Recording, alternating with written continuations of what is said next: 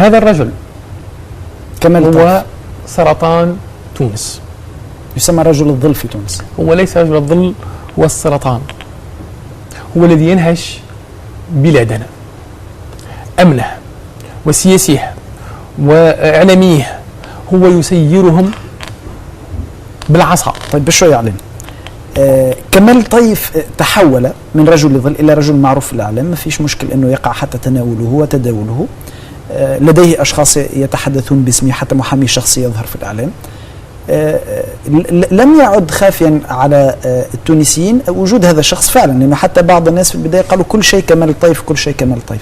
لماذا أنت الآن تكرر نفس هذه الفكرة أنه كل شيء كمال طيف؟ تفكرش حمزة البلومي كي قال ايش عملوا بهم الكتب؟ ايش نعملوا بهم الكتب؟ كي جينا نعرف ايش عملوا بهم الكتب ما نسالوش هذا السؤال، لأنه كله موجود. كيف صنع كمال طيف بن علي؟ كيف كان الحاكم الفعلي لتونس؟ إلى حدود، إلى أن تزوج بن علي بليلى وأصبحت هي الحاكم الفعلي 92. كيف كان هو مهندس المحرقة؟ كيف كان مخترقا الداخلية؟ كيف كان مخترقا كل الدولة؟ كيف كان كل سياسي يريد أن يصبح شخصا يذهب إلى مكتب كمال طيف؟ كيف كانت السفارة تذهب إلى مكتب كمال طيف؟ كيف كان الحاكم الفعلي؟ وكيف ثم لما انقلب عليه كمال طيف كيف صار هو يصنع في الدسائس؟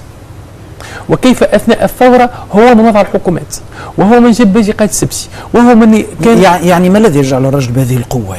يعني يفعل كل شيء سوبرمان في تونس. هو ليس سوبرمان، هو إنسان ضحل فكريا وعلميا ضحل.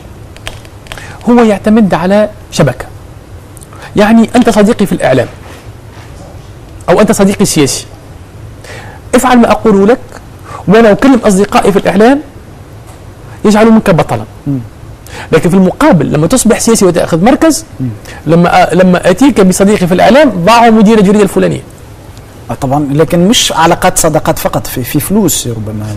لا يعني كان يستغل رجال الأعمال كأصدقاء وصرفوا على السياسي الفلاني، لكن تنعطيكم القانون الفلاني. يعني كان وحده اللوبي الوحيد الكبير في تونس الحقيقي، ولا زال.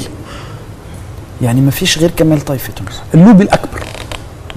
وكل من ولا يستطيع أحد اليوم أن ينافس كمال طيف. حاول شفيق جراية في فترة معينة وما زال مهددا، يعني ما زالت الحرب قائمة. لكن لما يكون عندك ذراع بوليسي وهذا موثق، نعطيك كتاب أحمد المناعي لو سوبليس تونيزيان، كيف أنه أمن الدولة طلبوه برا امشي لسي كمال الطيف باش تاخذ باسبورك. هذا مدون في كتاب بشهادة شخص عاشها، يعني تمشي كمال الطيف باش تاخذ باسبورك من أمن الدولة. هذا مدون. عنده ذراعه الإعلامية، ذراعه السياسية، ذراعه المالية، ذراعه البوليسية. نعم. عافانا، نقولوا عافانا وعافاكم الله. طيب.